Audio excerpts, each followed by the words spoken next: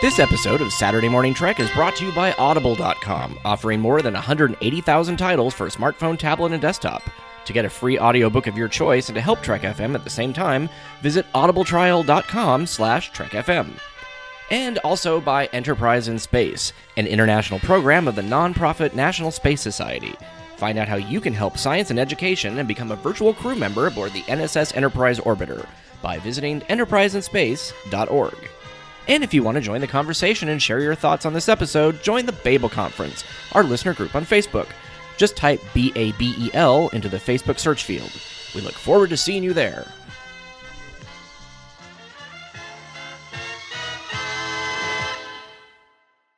This is DC Fontana. You're listening to Trek FM.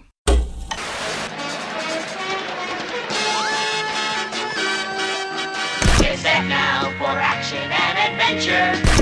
Future's here for us to see. It's 2200 AD. Their mission, to fight injustice, to right that which is wrong, and to boldly go where no man has gone before. Welcome to Saturday Morning Trek. Join us at Trek FM as we harken back to the days of wood-paneled dens, console televisions, and avocado-colored memories. I'm Aaron Harvey. I'm Adam Drosin. Hey, Adam, it has been, it feels like forever since we've seen each other and recorded. Been a little bit. What have you been up to? I have been out in the Pacific Northwest looking at some trees so we can re-wood panel the wood panel den. We're looking for a really specific kind of wood that's really going to give us the sheen and shine, true 70s flavor we're looking for. I hear Twin Peaks is a good town to get some wood. Wood, pie, donuts, black coffee, whatever you need. Yeah.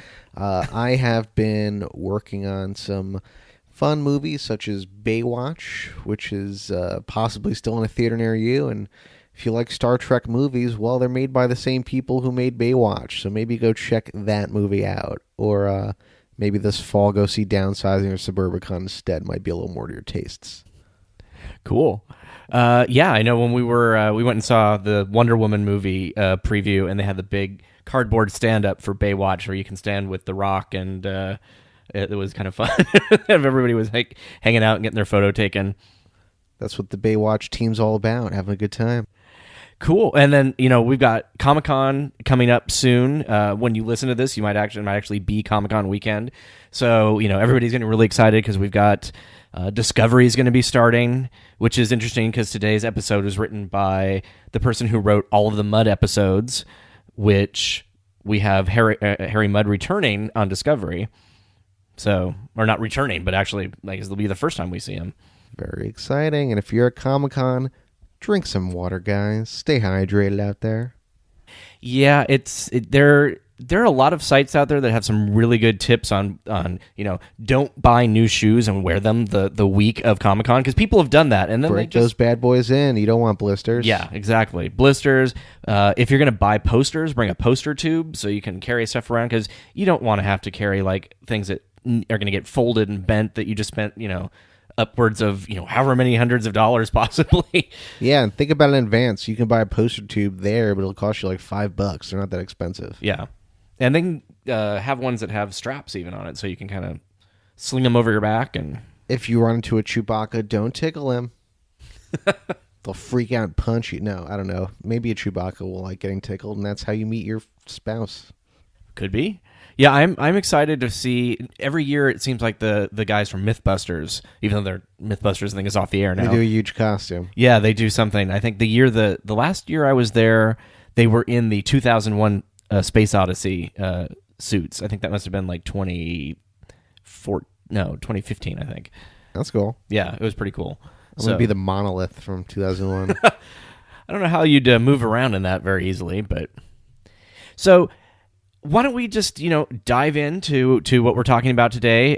We are going to be reviewing the Jihad. It is the last episode of the first season of the animated series. Before we started recording, I was talking with my roommate, and he's like, "Are you still in season one? How long are you milking this?" And we're like, "We're not milking it. We're savoring it." It's our own personal Jihad. Yeah, which is, I should take this opportunity to mention, the most insane thing you could name the title of a children's programming. I get that at the Even time. in the 70s, it seems It's a little dicey. odd. I mean, we didn't really, as a collective American culture, not really as aware of what the implications of that word or that foreign culture really means. But hey, let's jihad, let's holy war.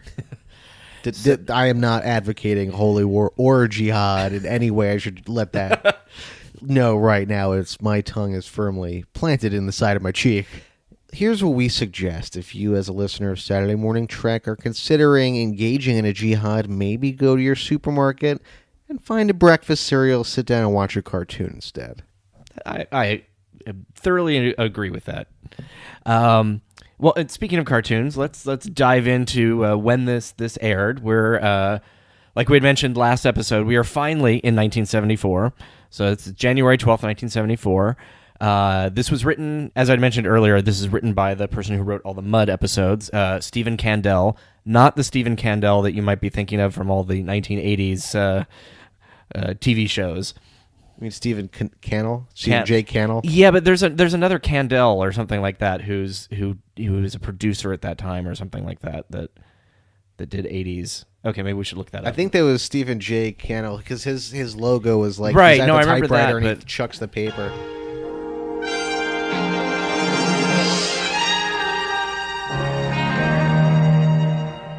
He is not the same. He's not the same man as the A-Team creator Stephen J. Cannell. Well, of course he's not. Right. It's not Why even would spelled. it- It's not not even spelled spelled the same. Okay, so yeah, Memory Alpha, we love it, but at the same time, it's a completely different spelling. I never would have thought that. Right. So okay, well, They kind of sound they similar. I guess. Yeah, Didn't think so. that's weird. So he did Mud's Women, I Mud, and Mud's Passion, of course, with Ursinoids. Yes. And this is just a smattering of stuff that because if you look at his IMDb page, it is just, I think, everything between 1950 and 1990, early 90. Sea Hunt, Gidget, Batman, I Spy, Mod Squad, Wild West, Mission Impossible, both versions, when they did the reboot, when there was the writer's strike in the 80s. The Bionic Woman, Wonder Woman, all the space episodes where Andros came from outer space. $6 Million Man, of course, Super Train, can't forget that. And he ended with MacGyver, and the last episode that he wrote for television was called MacGyver's Women, which I think is kind of funny given that we have Mud's Women. Maybe when MacGyver comes back as an animated show, we'll get MacGyver's Passion. That would be, I don't know what that would be. It would be a show about his love for duct tape and pocket knives. Let's just say we're going to be seeing the Ursinoids again.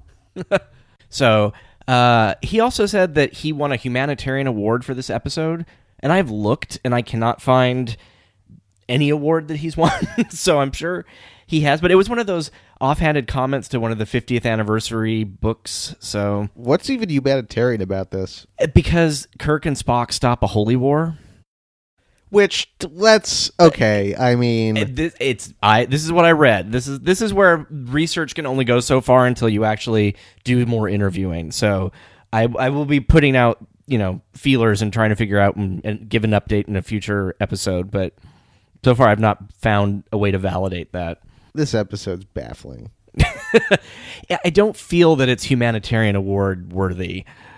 It's cool car design award worthy. Yeah, well, when we talk about Trek Tech, we'll have to talk about that very toy-based kind of like... It looks like something that they could easily have turned into a Mego toy. If anyone's ever seen the episode of The Simpsons where Homer designs a car, it kind of looks like that a little bit. Yep. So voices for this episode. This is only one of 2 TAS episodes where James Doohan does not do Scotty. The other one is, he also wasn't in it, was the slaver weapon. So he does Sword and Char, or as we called it, T'Char Schmidt. Punch it To the Journey. and Vintage to the Journey. Vintage to the, that's a... To the Journey 1.0. There you go.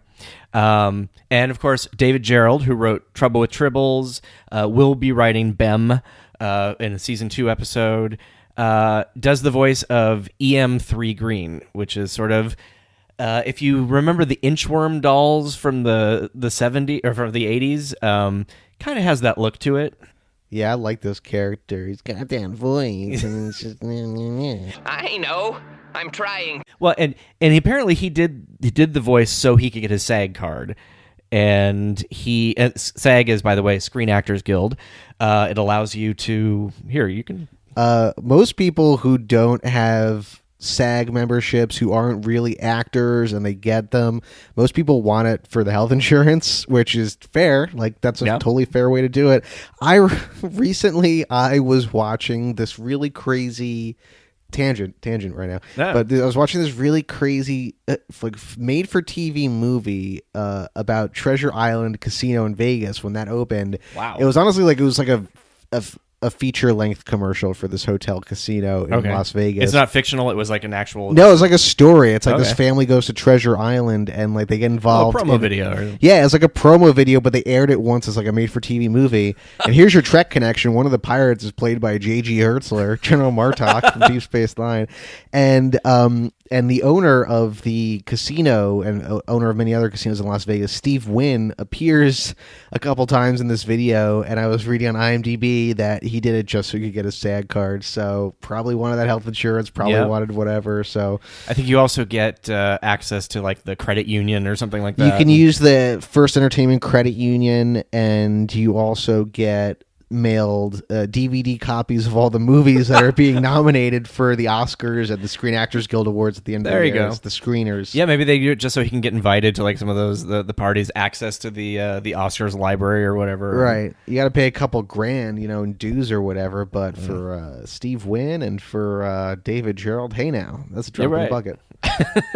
Yeah, that TAS trouble, more troubles, more triples money is just, probably still rolling in. Cha-ching. Yeah, no, I think that's a cool character he plays. I think the voice is funny. Yeah. And I want a plush toy of that. I want a stuffed animal of that character, and I also want a plush toy of the sort of lizard character named Sword.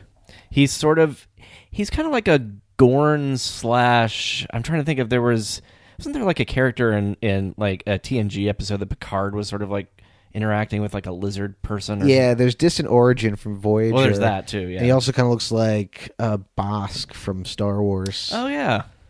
His clothes kind of even slightly the kind of like shirt vest thing.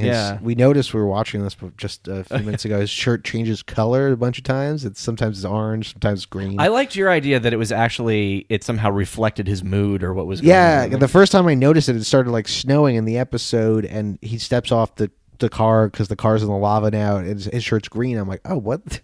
Yeah. So it was always orange or maybe yellow before that. So. It was orange, yellow, and green, I think, were the three colors that we sort of never noticed. Acknowledged. Yep. It just kind of happens. But he also blinks up. Yeah. His pupils are super dilated, which is kind of why I think it would make a good stuffed animal, because the pupils are huge. Yeah.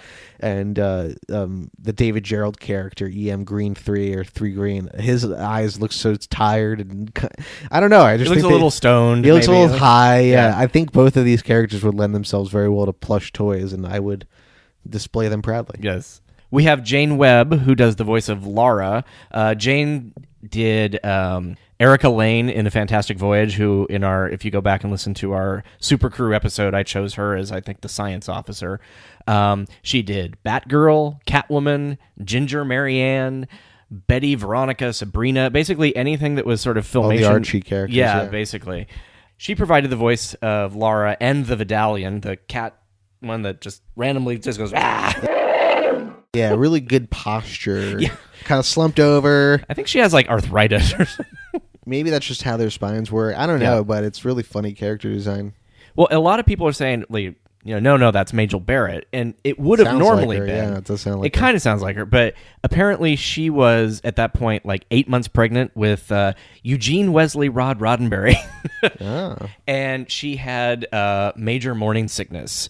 And so she was not apparently in the state of mind to want to come in and record because she was throwing up every 5 minutes. So Thanks, Rod. Yeah, exactly.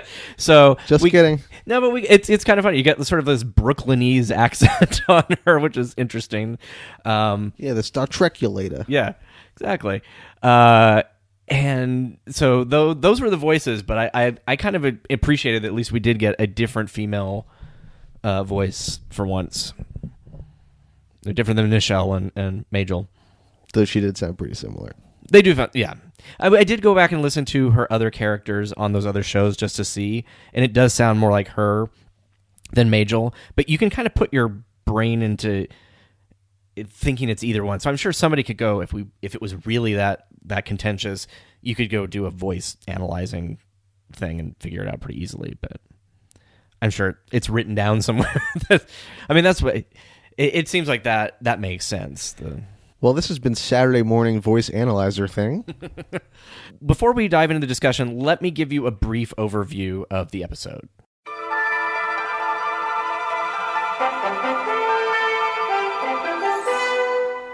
The Enterprise has been summoned by the Vidalia, the oldest spacefaring race known to the Federation. They're needed to help stave off a situation that could threaten the galaxy. Captain Kirk and Mr. Spock beam down to the Vidalian asteroid to meet a diverse group of aliens, each chosen by the Vidalian female for their unique capabilities. They soon learn that a priceless relic, the soul of Alar, has been stolen, and if it's not recovered soon, the once warlike avian race, the Skorr, may declare Jihad, a holy war against the entire known galaxy. 3 previous expeditions have tried to recover the missing statue from the dangerous lava-encrusted world known as the Mad Planet. Now, Kirk and Spock are joined on their mission by Char, one of the Skorr, a strong reptilian creature named Sword, Master Thief EM3 Green, and a humanoid huntress named Lara, who has the hots for Kirk. The female Vidalian transports the team to the surface of the planet where they find the best never-made toy of 1974, the Vidalian land vehicle. It's programmed to help them find the soul of Alar. After surviving a lava flow, torrential rains, and a snowstorm, the group makes their way to a large building, which resembles a primitive Skorr temple. As EM3 Green tries to pick the locks of the entrance, the group is attacked by a pair of screeching flying blue dragon creatures like nothing we've ever seen before. No, I'm sorry. We have seen many times before. They discover that they're mechanized sentinels, but not before one of them takes Char away. The remaining team members try to reach the soul of Alar within the temple, overcoming a series of obstacles, like walking across the room. But a saboteur is revealed. Char, he's the one who stole the sacred object. He's hoping to make Skorr great again by starting a galaxy-wide holy war. When Char turns on the gravity neutralizer, the group fights him in the air. Kirk and Spock grab Char, and Lara calls for retrieval. Transported back to the Vidalian asteroid with the relic, the group learns that the Vidalians will cure Char of his warlike insanity. His crime must remain a secret, however, so all of the knowledge of this mission will eventually be erased from the group's memories and all records. Kirk and Spock are transported back to the Enterprise, where they learn that their entire adventure took place in less than 2 minutes. The Star Trek USS Enterprise gift set with command chair, console, 3 telescreen cards, and 5 Star Trek action figures. Place Mr. Spock or any Star Trek figure into the transporter room. Spin the control knob and press the button. Mr. Spock disappears. Pretend he's left the deck of the Enterprise for outer space adventure. You can capture the Klingon and bring him back to the Enterprise. Star Trek USS Enterprise gift set. Star Trek action figures also sold separately by Mego. Okay, so you've seen the episode. Everyone knows what it's about. What do you think? Well, it's another TAS episode. It's pretty good. It feels very cartoon. I mean, it does. It fits that sort of like you were saying it before, the Herculoids. It made me think of the Herculoids and just that kind of I don't know, just that kind of vibe. We're on some planet and it looks cool. There's some good. You were saying there's a lot of custom animation. They weren't really reusing a lot of this stuff and character design. Probably Bob Klein doing some good characters there and. It was good. It's above average for TAS, I would say. It's interesting. Visually, it does feel very like that, but there are bits and pieces of the story where you're like, holy crap, holy war. There's that, and there's also, we have Lara basically hitting on Kirk, which is, you don't really get in a cartoon for kids, and him turning her down, which is very, first season Kirk, I guess, more than anything in the a original lot of series. plot, a lot of complicated plot. Like when they get down to the planet and they're all standing in a circle and explaining the Holy War and the Jihad. I was confused. I can't imagine what a kid would be thinking. And I honestly am not sure I still have it all figured. It feels like whatever machinations they were going through, it was overly complicated for what he could have just like, I've got this thing, I should go start the war now. I don't know why he went through the motions of everything that they did. I feel like someone in the writer's room, Candell, or someone who gave him the idea and he was assigned this script, read an article or saw something on the news talking about jihad, talking about the Middle East and what a holy war is, because it does feel like that kind of thing. Just the way the idea of the jihad is presented is like, oh, what a cool, not cool is the wrong word, but it's like exotic. Exactly. It sounds exotic. It's a quest. There's something dark to it. And it's very surfacey. There's no like, whatever our crew has to do, it's just like we happen to be at the right place at the right time to get involved. And it feels, if you're going to sort of use a metaphor for America, it feels very distant compared to what it would today. It's like it'd be like, ooh, that's something that would never happen here, so we can use that. We can appropriate that idea because it's just, like you said, exotic. It doesn't have the terrorist connotation, not to use a touchy word or whatever, but when you say jihad, that's immediately what a modern audience or a modern viewer would take from this. In this situation, it just seems like almost like a quest or a crusade. It's like a crusade, basically. Yeah, and that might even been a better way to have framed it. The space crusades. Yeah. Well, we were saying it's interesting the way that Skorr. What's his name? Why do I not know these names? We don't know these names because this isn't that great of an episode. I mean, it's okay. It's pretty good. The bird-like creature who. The same species, or the similar species, was in yesteryear. We were saying they changed the name of the species from Aurelian, and you're just like, we didn't know anything about the species that was in yesteryear, so there's no reason to have changed. It could have been the same one, and it would have been interesting. It's like, oh, now we get more continuity. It's because they're very much Klingon. The way Klingons were portrayed in TNG, when you hear it, it's like it's honor, it's fighting, it's like they've been, basically wallowing in peace for these years, and it seems like they're at peace with the Federation. It feels like very much a mid-TNG sort of plot as far as TNG Season 2. Yeah. And he's going to get this soul of Alar, which is sort of I like the idea of it being like a container for the soul of their, basically Kalis. It's basically, and then he's going to use that as a rallying to get all of the people who have been at peace to fight. I guess what they would be like, oh, somebody stole it, and I'm assuming that he would like use it as a distraction or some kind of MacGuffin. That it's a MacGuffin. Yeah, it doesn't make any sense. It's just like it's a piece of plot, a dialogue that's like standing behind Kirk and Spock and just shoving them like, there you go. Yeah, just go in this direction now. Yeah, it's like they just sort of drive. They just drive around. Like there's no like once. Well, the planet's constantly changing. They're calling it this mad planet. Oh, okay, yeah. It had geological instability, gravimetric or gravitic changes, so the gravity's changing in places, which is why I guess we got the 0G at the end. Oh yeah. So there's those things. So there's no way to find it. Although if they can sense it, they should have found it from orbit. But okay, there's a lot of things you kind of have to just toss out to. Yeah, it's like they go for a while. There's some volcano action, some lava. They get attacked. This is Gene's dream, because the first thing and something he constantly said, apparently, when he was talking about the animated series, like, we can do volcanoes.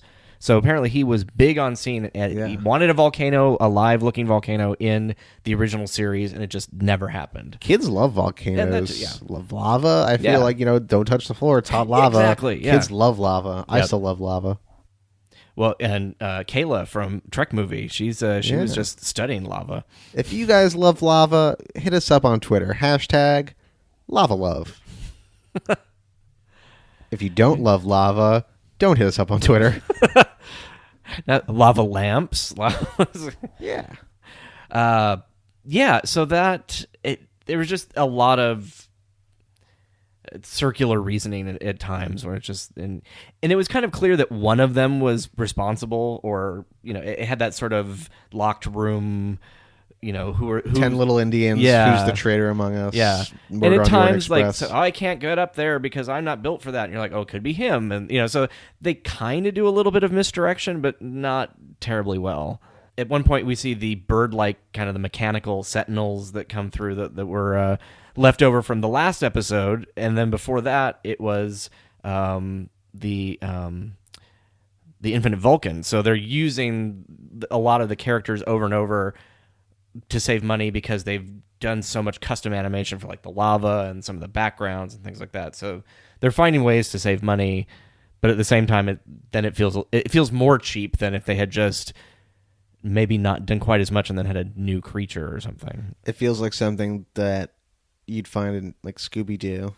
Yeah. They go to that haunted carnival or the abandoned toy factory and those things just start flying around. Yeah, that's true. And they were supposed to be mechanical, but I think the only reason you could really tell that they were mechanical is that they had a mechanical sound effect when they exploded, as opposed to seeing anything mechanical.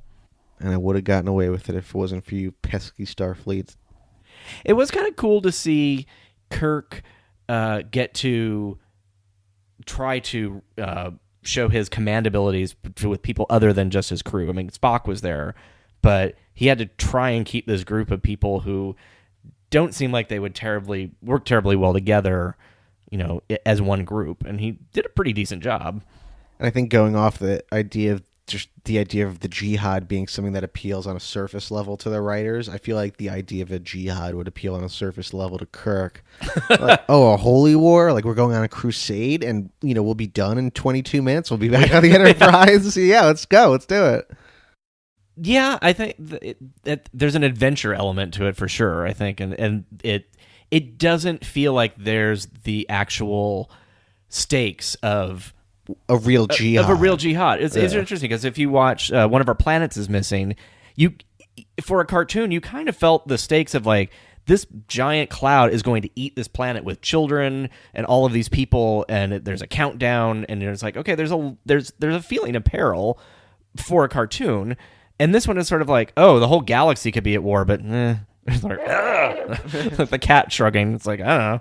It just feels empty. And then at the very end, when it turns out that only 2 minutes has actually passed, it really was. It was just sort of like, oh, not only has no time passed and you can't tell anybody, your memories of this are going to disappear over time too. It's wonky.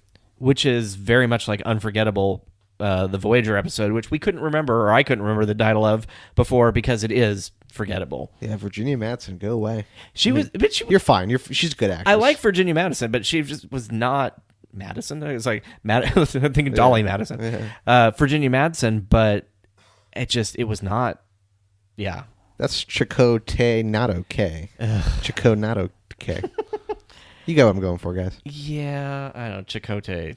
That's a whole other podcast and not on our show. So this is also, I think, the only time that we hear Kirk say sabotage properly. He doesn't say sabotage. Headcanon, he had something stuck in his throat when he said that. Ah, okay. I did like that, we get the green memories comment, which I thought was funny. It's like, no, I've already have a lot of green memories. Just sort of like, no, I've had plenty of sex, thanks. That's pretty funny. Yeah, I didn't catch that the first time. So the Vidalia are supposedly the oldest spacefaring race that the Federation knows. Is it that we've never heard of them before and don't ever talk about them is because we always forget them every time they show up? Is a Vidalia a type of onion? Yeah, I mean, it's not spelled the same, but it is pronounced the same. Interesting. Or Vidal. It depends on who was talking.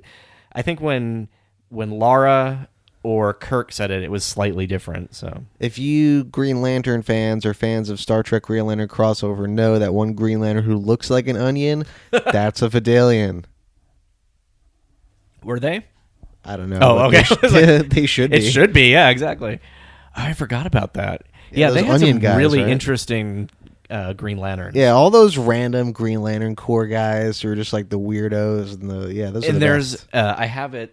It used to be hanging on the wall. There is an issue that has a Vulcan in it, or what looks like a Vulcan. And he does the whole the live long and prosper, the Vulcan salute. So the idea was that, hey, Vulcans are aliens, so why not have that? So I thought it works well to have a crossover with the Green Lantern universe. Guys, go back, read the 1980s Green Lantern Corps. This was 70s, actually. 70s, 80s. Alan Moore wrote a lot of those. He invented Mogo, the living planet. Get into it. It's good stuff. Yep.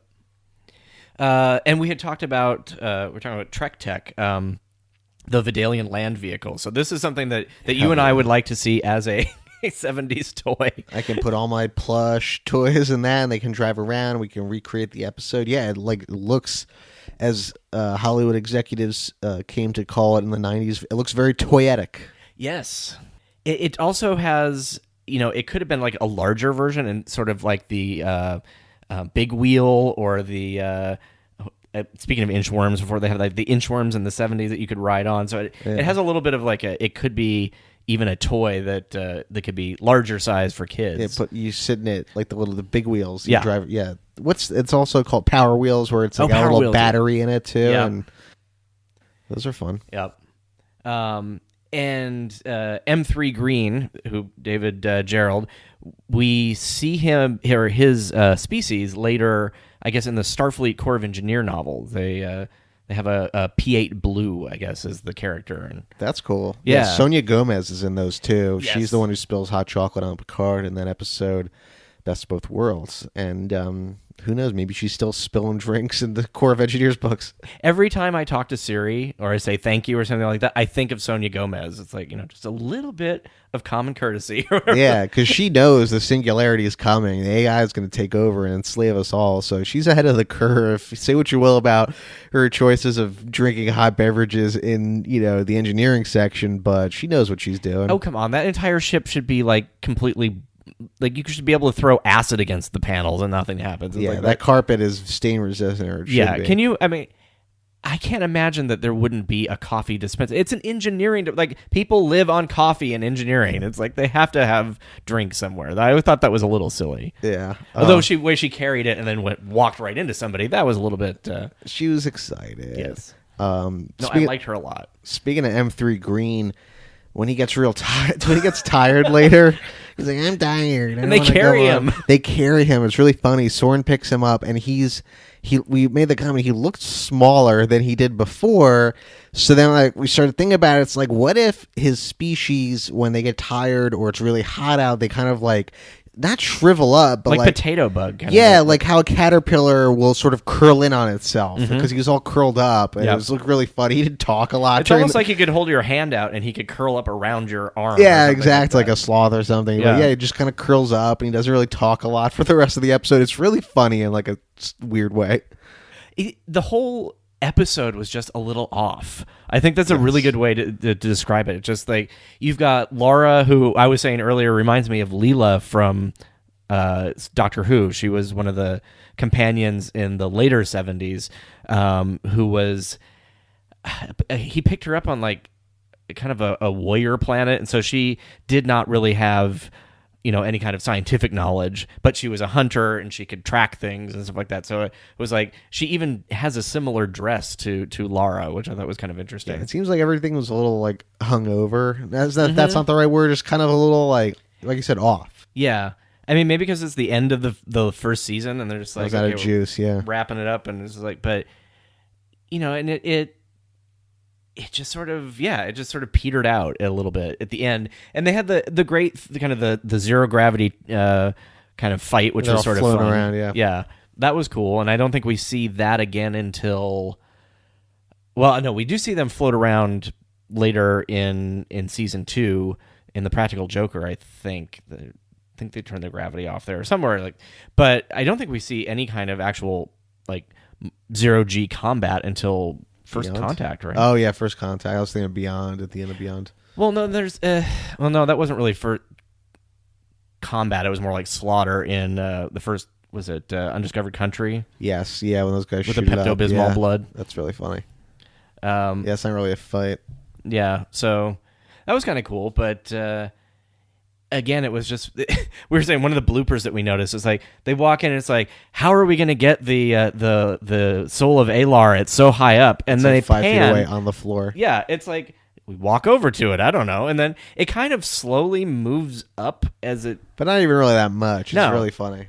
So I don't know if you have to pick it up from the top. Maybe it's something that you can't grab from the bottom. Kind of looks a little bit like the vertiform from the episode Emergence at the end of TNG season 7. Oh yeah. That sort of conscious entity that manifests itself on the Enterprise computer, I guess. I don't know. And it kind of also looks like the warp bubble, from the Remember Me episode. The way it's drawn, it's sort That's of funny. I like I said, I like the idea of this sort of like it's this basically this capsule or this like almost architecture that holds the soul of their spiritual leader, and if you went to the supermarket from the years between 1950 and 1990, they probably still have this crap there, but those little, you put in a quarter, you get like a little plastic sphere with a toy inside of it. It's like that. Yeah.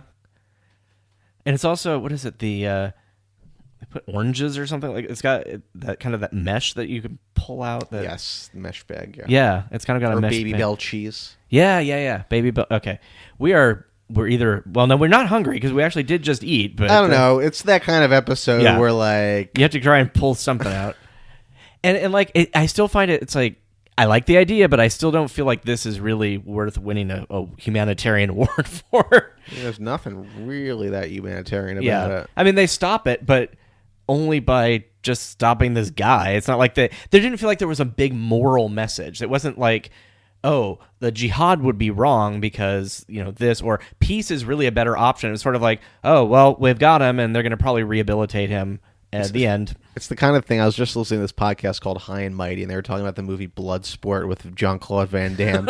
And at the end of the movie, it's like, this is based on a true story about this martial artist named Frank Dukes. He won 60 tournaments, undefeated record for over 100 matches. Just all this crazy, crazy stuff. And they were making the comment of like, yeah, this is kind of from the era before people would, be able to freeze frame and like look at stuff or look stuff up or like fact check anything. Yeah. So yeah, I could totally buy this guy who wrote being like, yeah, I won a humanitarian award for this episode. Like no one having the wherewithal or the access to fact check that in any way, because what is humanitarian about this? And we have the internet, and not that I'm saying that, 2 seconds of searching, but right. I spent about 30 minutes and I found a lot of stuff about, he was at some sort of, a city council meeting in Santa Monica. He helped get an anti-Vietnam War bill. Cool. So, I mean, there's cool stuff, but it's like, if I found all that, you would think that somewhere there would be like, this guy won an award, for this. And yeah, maybe it's some like low-key honor from his hometown. It could be, yeah. I'm not disputing it, but... oh, no, a weird thing to claim. It's just one of those things that, as Saturday Morning Trek it kind of straddles that line between fun entertainment, but also really trying to research and find these stories, because a lot of people involved with the animated series are already gone. And then, the people who are still around would love to talk about it. So it's great to be able to get these stories before they kind of disappear. And I won't mention the author, but I had kind of said, this is one of the things we want to do, before everybody sort of is gone. And they're like, what do you mean they're gone? I'm like, well, people are getting older and they're passing away. What do you mean I'm old? I'm like, no, that's not what I said. It was just like, and he was. But so it's like on top of it, it's like, you're in your 90s. That's when humans start to pass away, unfortunately.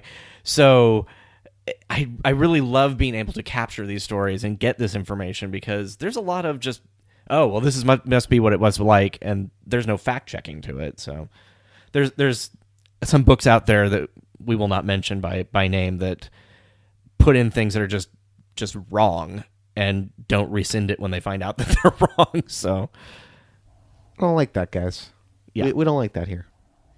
Big wheels are a-rolling, listen to them turn. The big wheel sound of power with speed enough to burn. Winning, spinning, braking. The Big Wheel by Marx, with adjustable seat, handy saddlebag, and a quick stop racing brake. Braking, winning, spinning. It's the Big Wheel with saddlebag and racing brake. Big Wheel by Marx. If we make it, it can take it. Well, do you have any final thoughts on the Jihad before we wrap it up? There are worse ways to spend 20-so-odd minutes. It's an interesting artifact of an era when you could name a children's show The Jihad. Good character design, fun music, fun backgrounds, even like some backgrounds that are just like impressionistic paintings, just like blue, and you can see the paint strokes. Like that's very nice. There's some really cool kind of like crystalline structures and stuff when they're moving around. And I've said it before on this podcast, I'm big into crystals. It's like a cool looking episode. The car is cool, the characters are cool looking. It just kind of I love the time thing too. That's a really interesting kind of thing they just sort of toss at the end. There's a lot of ideas thrown out. None of them really stick to each other or to anything, but not the worst episode. Nope. Pining away for toys that were never created in the 1970s isn't the only thing we've been doing on Trek FM this week. Here's a listen to some of the things you may have missed elsewhere on the network. Previously on Trek.fm, Literary Treks. Oh, Matthew, I'm doing just fine. You know, it's always fun every week to hop on here and talk Star Trek books and comics with you. And I don't know if you realize this, Matthew, but this is our 200th episode of Literary... Wait a minute, Matthew. We don't host this show anymore. Standard Orbit. Well, I think everything comes back to the naked time for him, and he just can't get away from swords. Running around with a sword. He's just running around with a sword. So maybe it was this episode that started that whole thing, but man, yeah, it's kind of an odd thing that he's defined by a sword in his hand, you know? The 602 Club.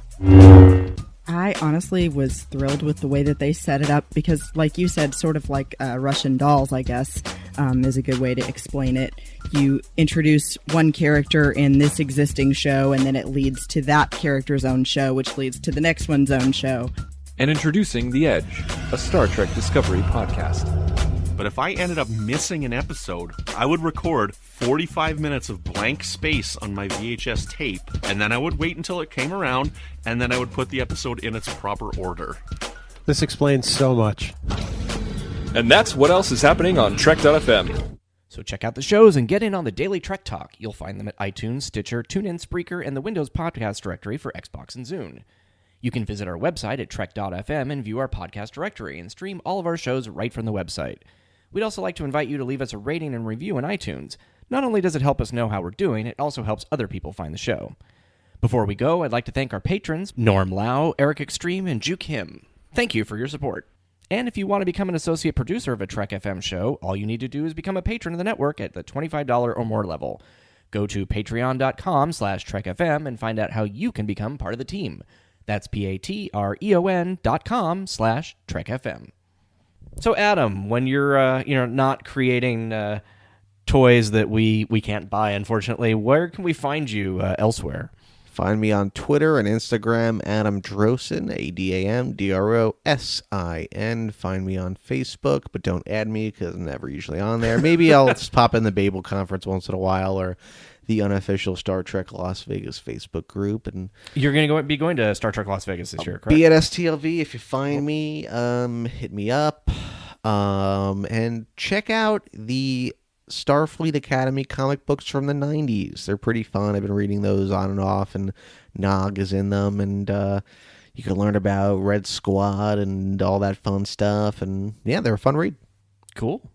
And you can find me on Twitter at GeekFilter, and Instagram and all of those other things where I drop a lot of my artwork. I've been doing some Discovery artwork, and I'm the art director on the network, so you'll see some of my work on podcast covers and all that. And I will not be going to Star Trek Las Vegas this year, but I am going to Comic-Con. So when this episode drops, I might actually already be there. But if you're there, stop in and say hello. Thursday, we're going to be doing a panel about Southern California podcasters with Larry Nemechek and John Champion, and I believe Kayla from Trek Movie is going to be there. So, yeah, good time. Well, in Southern California, it has been about, I think today was 103 or something where we're at, and we're going to get out of what feels like a lava-filled wood panel den and head over to get some ice cream. Yeah, if you're going to be in the Vulcan Forge, make sure you have your second pair of eyelids, or I don't know, maybe or your eyelids that close up. Close up. Or maybe just some SPF 50 or something. Oh, hey, Adam, don't forget to pick up EM3 Green. Let me go. And remember, there is an animated series. I find you an attractive man. If we were together, the trip would be easier.